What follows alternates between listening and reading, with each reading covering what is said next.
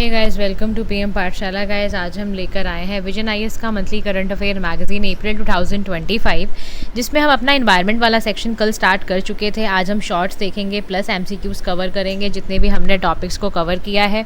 जो भी बच्चे चैनल पे नए हैं, do like share and subscribe to PM Pathshala. And secondly, I am telling you to join the Telegram link as well for the MCQ PDFs and important PDFs, highlighted PDFs के लिए, और channel से जुड़े रहिए। आज का पहला टॉपिक है command area development and water management से रिलेटेड। तो यूनियन कैबिनेट ने ना अप्रूव करा है कि कमांड एरिया डेवलपमेंट को और वाटर मैनेजमेंट को ना मॉडर्नाइज किया जाए। देखो, ये जो स्कीम है ना आपकी कमांड एंड डेवलपमेंट और वाटर मैनेजमेंट वाली, ये सब स्कीम है। किसकी सब स्कीम है ये स्कीम आ रही है प्रधानमंत्री कृषि सिंचाई योजना से रिलेटेड। ठीक है, for the period run to 2025 से लेके 26 तक ये चलेगी। अच्छा, ये जो प्रधानमंत्री कृषि सिंचाई योजना है 15 से 16 में लॉन्च हुआ था। इसका रीज़न है कि फ़िज़िकल एक्सेस पानी का फार्म में बढ़ जाए, है ना। और बेसिकली ये चाहते हैं कल्टिवेबल एरिया, जो भी हमारा खेती करने वाला इलाका है, वो पूरा बढ़ जाए, वहाँ पर आराम से इरिगेशन हो, पानी मिल सके फसलों को।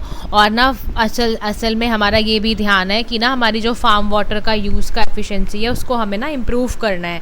इसलिए ये सब स्कीम लेकर आई गई है, उसको थोड़ा सा और मॉडर्न वे में किया गया है। तो ध्यान रखना, command area development and water management scheme किसका सब स्कीम का पार्ट है? प्रधानमंत्री कृषि सिंचाई योजना का पार्ट है। अब कमांड एरिया डेवलपमेंट आपका जो है वाटर मैनेजमेंट जो प्रोग्राम है, इसको लॉन्च किया गया था 1974-75 में। इसको रीनेम करा गया 2004 के अंदर, और इसमें पूरा ध्यान रखा जा रहा है कि इरिगेशन का जो पानी आता है उसको मॉडर्नाइज़ किया जाए, उसका नेटवर्क इतना सप्लाई का इतना अच्छा हो, जो भी कैनाल वगैरह से जहाँ से पानी आ रहा है उसको ठीक किया जाए, इंफ्रास्ट्रक्चर का ध्यान रखा जाए कि फार्मर को कितने पाइप की ज़रूरत है, कितना अंडरग्राउंड पाइप की ज़रूरत है, किस खेत में कितने पानी की ज़रूरत है, सब कुछ किया जाएगा। देखो, इसके ना स्कीम का ये कारण ही यही था कि हमारे देश की एग्रीकल्चर प्रोडक्टिविटी बढ़े। इसके लिए लेकर आया गया, हर खेत को पानी लेने के लिए इसको इम्प्लीमेंट करा गया है। तो इसमें सुपरवाइजरी कंट्रोल, जैसे टेक्नोलॉजी का इस्तेमाल करना है, या किसी पे वाटर मैनेजमेंट किसी फसल में कितना करना है, किस ज़मीन पे कितने पानी की ज़रूरत है, कितनी उपजाऊ की ज़मीन है, वो सब कुछ यहाँ पे देखा जाएगा। पोटेंशियल बेनिफिट ये होगा कि वाटर यूज़ एफिशिएंसी बढ़ जाएगी फार्म लेवल पर। भाई, अगर आप हर खेत को पानी देने लग जाओगे और पानी भी तरीके से दोगे, तो आप सस्टेनेबल तरीके से पानी का इस्तेमाल कर रहे हो, तो एग्रीकल्चर प्रोडक्टिविटी बढ़ेगा ही बढ़ेगा। दूसरा, सस्टेनेबल फार्मिंग आप बढ़ा रहे हो, सस्टेनेबल डेवलपमेंट गोल्स आपने कसम खाई है 2030 तक फुलफिल करने की, तो उसको भी तो ध्यान में रखना है। तो इसीलिए वाटर यूज़र सोसाइटी ने हैंड होल्डिंग सपोर्ट दे रही है नेक्स्ट 5 ईयर तक, ताकि फार्मर बेसिकली आराम से अपना एंटिटीज़ वगैरह के साथ कनेक्ट होके यूथ भी आए, बल्कि हम तो चाहते हैं फार्मिंग में मॉडर्न मेथड ऑफ इरिगेशन को अडॉप्ट करके, इसलिए ये काम किया जा रहा है। नेक्स्ट हमारा पॉइंट आता है ग्रीन म्यूनिसिपल बॉन्ड से रिलेटेड। तो गाज़ियाबाद का नगर निगम है, उसको पहली बार भारत का सर्टिफाइड ग्रीन म्यूनिसिपल बॉन्ड दिया गया है। समझ में आया? अब ध्यान से सुनना, इसको इशू कौन करता है? इसको इशू करता है स्वच्छ भारत मिशन अर्बन। इससे 150 करोड़ यहाँ पे रेस किए जाएंगे ताकि कटिंग एज टर्शरी ये सब सीवेज ट्रीटमेंट प्लांट वगैरह बनाया जा सके, और पानी को ना ट्रीट करना है, मतलब हायर स्टैंडर्ड पे लेकर जाना है। ऐसा करना है कि जो पानी इंडस्ट्रीज़ में जाके ख़राब हो जाता है उसको रीयूज़ की तरीके से आप यूज़ कर पाओ, इसके लिए कोशिश की जा रही है। अब ये जो डेवलप किया जा रहा है, इसको BBB मॉडल पे किया जा रहा है, private public hybrid annuity model द्वारा। इसमें 40% म्यूनिसिपल फंडिंग वगैरह यूज़ की जा रही है। अब ग्रीन म्यूनिसिपल बॉन्ड क्या होते हैं जी? ये म्यूनिसिपल बॉन्ड है जो बेसिकली नॉन कन्वर्टेबल होता है। इसको म्यूनिसिपल बॉडी द्वारा इशू किया जाता है, ताकि आर्टिकल 243 का जो W पार्ट है आपको इंडियन कॉन्स्टिट्यूशन में, उसके पर्पस को फुलफ़िल करने के लिए ही ये किया गया है। तो ध्यान रखना इस बात को। क्या है? आर्टिकल 243 का W पार्ट इंडियन कॉन्स्टिट्यूशन का। तो ये कहता है, ये पार्ट आपका 74th अमेंडमेंट एक्ट से लिया गया है। ठीक है, ये क्या करता है? ये पावर, अथॉरिटी, रिस्पॉन्सिबिलिटी म्यूनिसिपैलिटी को देता है कि जो स्टेट लेजिस्लेचर है वो म्यूनिसिपैलिटी को पैसा दे, नेसेसरी पावर दे, ताकि वो सोशल इकोनॉमिक डेवलपमेंट कर पाएँ, स्कीम को इम्प्लीमेंट कर पाएँ। इसके लिए ऐसा किया जाता है। ठीक है, अब ग्रीन बॉन्ड जो बेसिकली होते हैं, ग्रीन बॉन्ड बेसिकली आपके यूज़ किए जाते हैं to raise specifically for the climate mitigation. ताकि क्लाइमेट से रिलेटेड चीज़ें ठीक हो जाएं, अडेप्टेशन, कुछ environmental friendly low carbon projects को हम यूज़ करें, ये सारी बातें। अब ग्रीन म्यूनिसिपल बॉन्ड का सिग्निफिकेंस क्या है? तो ये सस्टेनेबल डेवलपमेंट के लिए बहुत उपयोगी हैं। यानी इन्वेस्टर अगर इसमें पैसा लगाएगा तो देखो हम ना इन्वायरमेंट, सोशल, गवर्नेंस फैक्टर को लेके चलने लग गए हैं। इसको ESG फैक्टर कहते हैं। लोग पैसा भी कम लगे और लॉन्ग टर्म कैपिटल के लिए ये बहुत अच्छा है। एग्जिस्टिंग ट्रेडिशनल फाइनेंसिंग सोर्सेज को या डोमेस्टिक बैंक लोन सफिशेंट नहीं होते हैं इनको ठीक करने के लिए, तो इन्वेस्टर का बेस बढ़ाने के लिए हम ये कोशिश कर रहे हैं कि और ज़्यादा इसमें इन्वेस्टमेंट आए, ज़्यादा से ज़्यादा इसको ठीक किया जाए। लेकिन इसको रेज़ करना आसान नहीं है। ग्रीन म्यूनिसिपल बॉन्ड में सबसे बड़ी प्रॉब्लम है पुअर फिस्कल हेल्थ, क्योंकि सारा क्रेडिटवर्थनेस म्यूनिसिपैलिटी पे रहता है और म्यूनिसिपैलिटी में पैसे की हमेशा तंगी रहती है, क्योंकि उसको स्टेट कभी ग्रांट ठीक से दे रहा है, नहीं दे रहा, इंटरनल कैपेसिटी नहीं है, एक्सपर्टीज़ नहीं है इनकी वर्कफोर्स के पास, इनके पास फिज़िकल जो फाइनेंशियल डिसिप्लिन है वो इतना नहीं होता। मैंने आपको जैसा बताया कि कभी पैसा कम कभी ज़्यादा, ऐसे ही चलता रहता है इनका। ठीक है, तो ये प्रॉब्लम है। Now move to the next shot, जिसमें हम बात करने जा रहे हैं सिमलीपाल टाइगर रिजर्व, जो कि उड़ीसा में है। इसको नेशनल पार्क का दर्जा दिया गया है। पहले टाइगर रिजर्व था, अभी नेशनल पार्क है। तो आउट ऑफ 2750 स्क्वायर किलोमीटर का रिजर्व अगर हम एक तरफ देखें तो नोटिफाई करा गया कि 845.70 स्क्वायर किलोमीटर नेशनल पार्क का पार्ट है। उड़ीसा इसमें आता है और इसने भितरकनिका को भी पीछे कर दिया, इतना बड़ा नेशनल पार्क है। और याद रखना ये 107th नेशनल पार्क है एंड सेकंड है ये ईस्टर्न स्टेट में आफ्टर भितरकनिका। तो सिमलीपाल फॉरेस्ट की जगह देख लो कहाँ पर है ये आपको मिलेगा उड़ीसा के छोटा नागपुर रीजन है ना, मयूरभंज डिस्ट्रिक्ट, वहाँ मिलेगा। यहाँ से कुछ रिवर्स भी जा रही हैं, जैसे कि बुराबलंगा, पलपला, बंधन, सलंदी, ये सब जा रही हैं। Simlipal is also protected as wildlife sanctuary की तरह इसको देखा जा रहा है। ये बायोस्फीयर रिजर्व है। ठीक है, सिमलीपाल में बायोडाइवर्सिटी की बात करें तो यहाँ पर आपको ना ट्रॉपिकल सेमी एवरग्रीन फॉरेस्ट मिलेंगे, साल के ट्री बहुत मिलते हैं, ग्रासलैंड बहुत मिलेंगे। यहाँ पर कौन रहता है? टाइगर रहता है यहाँ पर। फिशिंग कैट, बार्किंग डियर वगैरह आपको देखने को मिलेंगे। अब कोई भी जगह हम कैसे माने कि नेशनल पार्क है? तो नेशनल पार्क का मतलब है वो इलाका, वो जगह जहाँ पे सेंचुरी हो या ना हो, वहाँ पर बहुत ज़्यादा वाइल्ड लाइफ हो, उसको प्रोटेक्ट करने की ज़रूरत हो, क्योंकि वहाँ पर इकोलॉजिकल ऐसे कुछ कारण बन रहे हैं, फ्लोरल कारण, जूलॉजिकल इंपॉर्टेंस की वजह से देखा जाता है कि उस इलाके को यहाँ पर बहुत सी स्पीशी रहती हैं और ये ऐसी जगह हो जहाँ पर ह्यूमन एक्टिविटी परमिट ना हो। तो एक्सेप्ट फॉर द वंस जो कि चीफ वाइल्ड लाइफ वार्डन कुछ कहें तो कहें, अदरवाइज़ यहाँ पर कोई भी ह्यूमन एक्टिविटी नेशनल पार्क में नहीं होगी। ठीक है, फॉरेस्ट रिजर्व राइट एक्ट था 2006 का, उसने सर्टेन ट्राइबल ग्रुप्स को परमिट किया था कि वही सिर्फ नेशनल पार्क के अंदर रह सकती हैं। तो by the state government under the wildlife protection act 1972, once अगर नोटिफाई हो गया तो कोई बाउंड्री का ऑल्ट्रेशन नहीं करनी है, रिकमेंडेशन पे मामला चलेगा। नेक्स्ट हमारा आता है Gandhi Sagar wild life sanctuary के बारे में। तो चीता आपका यहाँ पर प्रोजेक्ट स्टीयरिंग कमेटी है, उसने रिलोकेशन किया है सम ऑफ द चीता को कूनो नेशनल पार्क जो आपका है वहाँ से लेकर इनको Gandhi Sagar wild life sanctuary में लेकर जाया जा रहा है। Gandhi Sagar wild life sanctuary eastern Madhya Pradesh में है और ये 2 डिस्ट्रिक्ट में फैला है मध्य प्रदेश के, एक मंदसौर एक निमाच। इस रीजन को निमाड़ रीजन बोलते हैं। क्या बोलते हैं? निमाड़ रीजन बोलते हैं इसको। ये बहुत ही ज़्यादा यहाँ पर कथियार गिर ड्राई डेसिडुअस फॉरेस्ट आपको देखने को मिलेंगे। रिवर चंबल यहाँ से पास करती है और सेंचुरी ये Gandhi Sagar dam back water भी है। यहाँ पर ट्रीज़ आपको यहाँ पलाश के, तेंदू सलाई मिलेगा, लेपर्ड वगैरह देखेंगे, क्रोकोडाइल मिलेगा मुगर वाला, और ये वर्ल्ड के फेमस चतुर्भुज नाला रॉक शेल्टर का भी पार्ट है। ठीक है, इंटरनेशनल बिग कैट अलायंस के बारे में आता है। देखो इंडिया में इसका हेडक्वार्टर्स है, 2023 में आया था 50 साल प्रोजेक्ट टाइगर को सेलिब्रेट करने के लिए। अब इंडिया और इब्का यानी कि इंटरनेशनल बिग कैट अलायंस ने हेडक्वार्टर्स एग्रीमेंट को साइन किया है। ठीक है, इस एग्रीमेंट के बारे में और जाने तो वीज़ा, प्रिविलेजेस, इम्यूनिटीज़ को एक्सटेंड किया गया है और यहाँ पर बजटरी सपोर्ट दिया गया 150 करोड़ रुपीज़ का। ठीक है ना, तो यहाँ पर फुल फ्लेज ट्रीटी है, ये इंटर गवर्नमेंटल इंटरनेशनल ऑर्गेनाइजेशन है। 7 इसके मेंबर्स हैं, कंजर्व किए जाएंगे 7 बिग कैट्स को। ठीक है ना, यहाँ पे इसके लिए Saint Petersburg declaration, tiger conservation है, प्रोजेक्ट लाइन वगैरह हैं। Now move to the global geoparks के नेटवर्क्स को हम देखें तो 10वीं एनिवर्सरी है। कितनी एनिवर्सरी है इसकी? 10th एनिवर्सरी है। 1 साल डिकेड हो चुका है। तो यहाँ पर 16 नई साइट हैं, 11 कंट्रीज से ऐड की गई हैं। नॉन प्रॉफिट इंटरनेशनल ऑर्गेनाइजेशन है ये, यूनेस्को के अंडर आता है एथिकल स्टैंडर्ड मेंटेन करने के लिए। जैसे करबूला चाइना का है, तो वो आपका मिलेगा कहाँ पे मिलेगा, वो आपको क्विनगाओ तिब्बत प्लेट्यू में, ठीक है। ऐसे ही माउंट पिग, सबका ना लोकेशन का ध्यान रखना। जैसे लार्ज इरप्शन के लिए ये बहुत फेमस है, ये प्लेट्यू के लिए फेमस है, चाइना वाली जगह। ऐसे ही सऊदी अरबिया में नॉर्थ रियाद वाला जो पार्ट है ना, वहाँ पे तुवाक माउंटेन है, वहाँ पे लश रिजर्व्स हैं जो रीजन के वाटर सप्लाई के लिए करते हैं। और वैलीज ऑल्सो यहाँ पर बहुत पुराने आपको कोरल रीफ सिस्टम भी मिलेंगे। तो यूनेस्को का जियो पार्क 2015 में आया था। ये बेसिकली क्या करता है, ये कंजर्व प्रिजर्व करता है इंटरनेशनल जियोलॉजिकल सिग्निफिकेंस के लिए, उनको प्रोटेक्ट करना, एजुकेट करना, लीगल तरीके से उसको एग्जिस्टेंस को देना, मैनेज करना। ऐसी 229 साइट हैं, 50 कंट्री इसमें अवेलेबल है। पर याद रखो, अभी तक यूनेस्को ग्लोबल जियो पार्क्स में भारत की एक भी साइट नहीं है। समझ में आया? इसको ध्यान रखना। मेंबरशिप यहाँ पर ऑब्लिगेटरी है, ऑब्लिगेशन है, यानी आपका कर्तव्य है, ठीक है।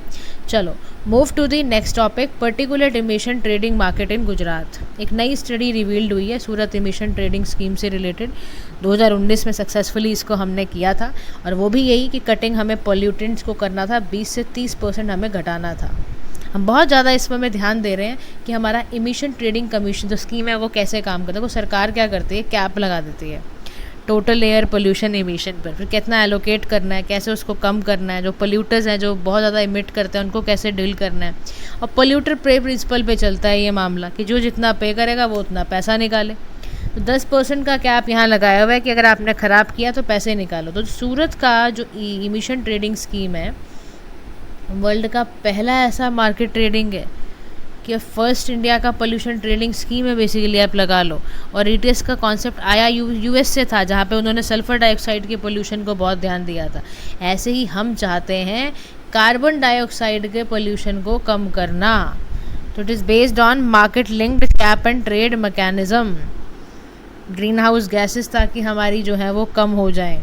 इसमें हम क्या कर रहे हैं, नेशनल कमोडिटी डेरिवेटिव्स को हम डेवलप किया गया है। ये इसमें हमारी कोशिश है जो भी पार्टिसिपेटिंग यूनिट्स हैं उनको एक इन्वायरमेंटल डैमेज कंपनसेशन अमाउंट देना पड़ेगा इंडस्ट्री के साइज़ के अकॉर्डिंग। समझ रहे हो? Move to the next short, जिसमें हम कह रहे हैं net zero framework for global shipping. IMO है, कौन है ये? International Maritime Organization. इसने कहा है कि हम ना नेट ज़ीरो फ्रेमवर्क कर रहे हैं फॉर ग्लोबल शिपिंग। तो वर्ल्ड का पहला है ये, मैंडेटरी इमिशन लिमिट है इसकी। Shipping account for almost 3% of global greenhouse gas emissions. अब इसको ना Annex 6 में डाला गया है to the International Convention for the Pollution of Ships के लिए। Net zero emission by around close to 2050। Implementation के लिए वही 2025-2027 के बीच में हो जाएगा। जब ये फोर्स में आएगा तो ये मैंडेटरी है for large ocean going ships के लिए। ये 85% बेसिकली जो है इमिट है वो ठीक हो जाए। अब शिप्स को चाहिए क्या? शिप्स को ये चाहिए ग्लोबल फ्यूल स्टैंडर्ड्स के अकॉर्डिंग चलें। Ships must reduce over time there annual green house gas fuel intensity. Global economic measures का ध्यान रखें। तो मारपॉल जो है उसका काम क्या है? मेन इंटरनेशनल कन्वेंशन है ताकि क्या किया जाए, पॉल्यूशन को प्रिवेंट किया जाए। और मारपॉल स्ट्रक्चर्ड है इन 6 एक्सिस पे बंधा हुआ है। Move to the next shot, जिसमें कह रहा है WHO की वर्ल्ड कॉन्फ्रेंस हुई एयर पोल्यूशन और हेल्थ को लेके। WHO और कोलंबिया ने मिलकर कहा भैया ऐसा है, clean air clean energy access बहुत ज़रूरी है। 50 कंट्रीज से कसम दिलवाई कि भैया हेल्थ इम्पैक्ट बहुत पड़ रहा है ना, 50% पोल्यूशन, एयर पोल्यूशन को आप रिड्यूस करो, क्योंकि reducing the health impact of air pollution by 50% sorry 2040 तक अगर आपको ख़त्म करना ही करना है। तो इंडिया ने रीअफर्म करा है कि हाँ भाई हम भी करेंगे हेल्थ इम्पैक्ट, क्योंकि एयर पोल्यूशन से बहुत ज़्यादा हो रहा है। 2040 तक हम भी टारगेट बनाते हैं, कसम खाते हैं कि हम नेशनल क्लीन एयर प्रोग्राम को अपने और अच्छा करेंगे। समझ में आया? किसके तहत? WHO का ग्लोबल कॉन्फ्रेंस चल रहा था, वहीं कसम खा कर आए हैं। Move to the next shot, जिसमें हम बात करेंगे Baku to Belem road map. India ने ब्रिक्स के सामने बोला कि भैया ऐसा है, $1.3 ट्रिलियन हम पैसा लगा रहे हैं, मोबिलाइज़ कर रहे हैं क्लाइमेट फिनेंस एनुअली बाय 2035, ताकि हमारे नेशनली डिटरमाइंड कंट्रीब्यूशन सपोर्ट हो पाए। ठीक है, सारे ब्रिक्स नेशंस को बोला भाई यूनाइट हो जाओ इस मामले में और सभी लोग इसमें हेल्प करो। Baku to Belem road map क्या है? यूनेफ ट्रिपल सी COP29 जो बाकू में हुई, जो कि अजरबैजान की कैपिटल है, वहाँ पर ग्लोबल फिनेंस गोल बनाया गया था ताकि हम एम्बिशंस अपने, इसीलिए हमारा क्लाइमेट फिनेंस में पैसा लगा पाएँ। बेलम ब्राज़ील में है, COP30। इसका काम ये है कि हम क्लाइमेट फिनेंस को डेवलपिंग कंट्रीज़ को दें ताकि वो ग्रीन हाउस गैस इमिशन कम करें और इसको हम नेशनली डिटरमाइंड कंट्रीब्यूशन में लगा पाएँ। इसलिए सभी कंट्रीज़ को अर्ज की भाई मोबिलाइज़ करो इतने पैसे को, बहुत ज़रूरी है। नेक्स्ट आपका आता है M for nature initiative. Earth day था 22 अप्रैल को, ध्यान रखो पेपर में आ सकता है। क्या पेपर में आएगा कि 22 अप्रैल के दिन क्या होता है? तो अर्थ डे होता है, ध्यान रखना। और अगर मान लो थीम पूछ लेगा तो क्या बताओगे थीम? इस बार की थीम क्या थी अर्थ डे की 2025? तो थीम थी इस बार की आर पावर आर प्लैनेट। क्या थी? आर पार आर प्लैनेट। पेपर में क्वेश्चन यू नेवर नो कैसे पूछ ले, तो ध्यान रखना थीम क्या आई थी इस बार की, ये थी आर पावर आर प्लैनेट।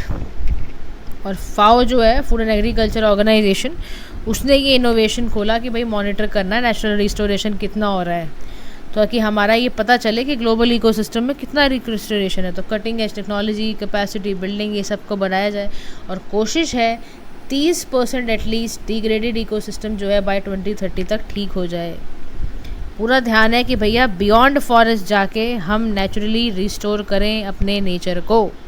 ठीक है जी, मूव टू दी नेक्स्ट। आपका vulture conservation and breeding centre की बात यहाँ पर हो रहा है। 34 क्रिटिकली इंडेंजर्ड वल्चर्स हैं जो ट्रांसफ़र किए गए हैं from the vulture conservation breeding centre in Pinjore Haryana to Maharashtra. VCBC क्या है? 2001 में था, UK की गवर्नमेंट द्वारा, Haryana forest department. 3 species vulture की सेव करनी है, wide backed, long billed, slender billed. और रहते कहाँ ये? Bir Shikargah wildlife sanctuary Haryana में। ठीक है, और आपको पता है वल्चर का खतरा। यहाँ पर एक बड़ा अच्छा बात हुई है कि उन्होंने डिक्लोफेनेक जो non steroidal anti inflammatory drug होता था, एंटी इन्फ्लेमेटरी, वो मेजर कॉज होता था, आपको पता है इससे वल्चर्स बहुत मरे हैं इस डिक्लोफेनेक ड्रग के कारण। तो इन्होंने कहा है कि हमारे यहाँ ये कम हुआ है, तो इसने क्रिटिकली जो ये हुआ है ट्रांसफ़र कर दिया, इसीलिए गया है इनको पिंजौर से महाराष्ट्र में, ताकि इनकी पॉपुलेशन को बचाया जा सके। और 3 तरह से मिलते हैं ये, wide back, long billed, slender billed. ठीक है जी, move to the next part. Small hive beetle के बारे में पढ़ते हैं। देखो ऐसे दिखने में होता है, इसका जो साइंटिफिक नेम होता है वो होता है एथिना टूमिडा, यानी एलियन और नॉन नेटिव बीटल है। पहली बार इंडिया में इन वेस्ट बंगाल रहा है। तो स्मॉल हाइव बीटल का नेचर क्या है? ये सब सहारन अफ्रीकन से आए हैं। Seldom causes harm to Africa. अब ये क्या कह रहा है? ये ना ओवल शेप्ड का होता है, रेडिश ब्राउन कलर का आपको देखने को मिलेगा। कौन? Small hive beetle. ठीक है, अब उसके बारे में और ध्यान से सुनो और क्या कहता है। कहता है ये जो फीमेल वाली होती है ना, ये एंटर करती है बीहाइव्स में थ्रू क्रैक्स और क्रेवाइसेस, और एग वगैरह वहाँ करती है और फिर वहीं पे ही अपना स्टोर करती है पॉलन, हनी एग्स वगैरह बनाती है। और ये क्या करता है? देखो है तो ये एलियन ना, ये ह्यूमन कंजम्पशन के लिए इसको बहुत ज़्यादा ख़राब करता है। अब देखो ये कहाँ से आया है, ध्यान रखना। ये ना नॉर्थ आपका 24 परगना डिस्ट्रिक्ट जो है वेस्ट बंगाल का, वहाँ पर बहुत देखने को मिलता है। ये सब सहारन अफ्रीका में मैंने आपको बताया वहाँ तो है ही ये। और जो इसकी फ़ीमेल बीटल है ना, वो बहुत ख़राब करती है। वो हाइव्स को इन्फिल्ट्रेट कर देती है क्रैक वगैरह डाल के, और लार्वा वगैरह वहाँ छोड़ देती है स्टोर्ड पॉलन हनी वनी पे, तो वहाँ गंद मचाती है। अब ये बेसिकली किसको हार्म कर रही है?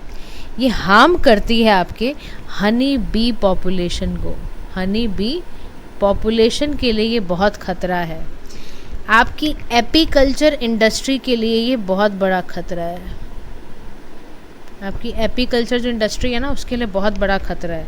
तो ये ध्यान रखना है इसके लिए। ठीक है, चलो जी, मूव टू द नेक्स्ट और लास्ट ऑफ द शॉर्ट आज जो हम करने जा रहे हैं वो है अरल सी। रिसर्च ने कहा है कि भाई साइन ऑफ जियोलॉजिकल चेंज बहुत देखने को मिल रहे हैं। ड्राइड लैंड जो है वो एलिवेट हो रहा है, पानी जो अरल सी का है वो डिसअपियर हो रहा है। बड़ी ही चिंता का विषय है भाई। अरल सी देखो आप कहाँ पर है, ये कजाकिस्तान और उज़्बेकिस्तान के बीच का लाल सॉल्ट वाटर लेक है। सेंट्रल एशिया की बाउंड्री करती है कजाकिस्तान को नॉर्थ से, साउथ से उज़्बेकिस्तान को। अमू दरिया, सरे दरिया का, रिवर का पानी इसमें आता है।